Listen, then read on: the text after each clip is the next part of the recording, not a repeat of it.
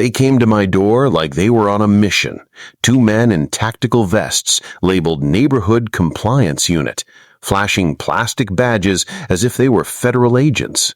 One carried a clipboard, the other wore mirrored sunglasses and a smirk that screamed, "I'm in charge." They told me I was being fined for improper vehicle placement in my own driveway. I almost laughed, but I didn't.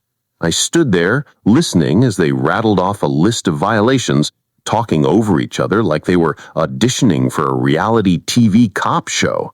Apparently, my car was non-uniform for the neighborhood, and my bumper was intruding on community greenery.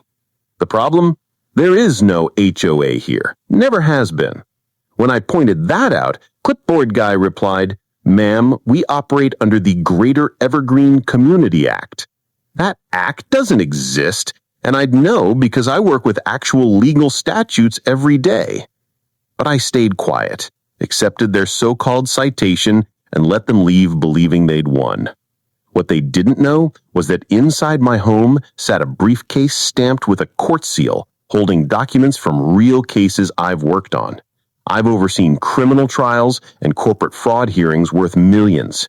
If they wanted to play legal hardball, I had the bat.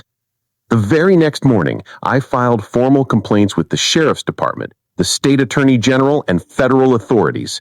It turned out these two had been targeting multiple households, especially elderly residents, and demanding fees through a fake payment account. Within days, the story spread everywhere. Local news ran it on repeat. Social media lit up with reenactments. People were outraged that a pair of con artists had dressed up like enforcement officers to intimidate and scam their neighbors.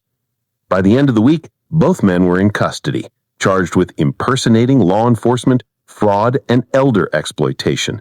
One cried in court. The other tried to play clueless. I wasn't their judge that day, but I was there as a witness. The real lesson? It wasn't just about their arrogance.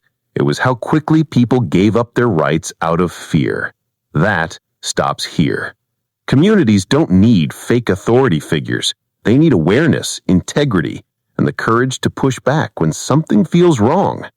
And sometimes they need someone willing to bring down the gavel.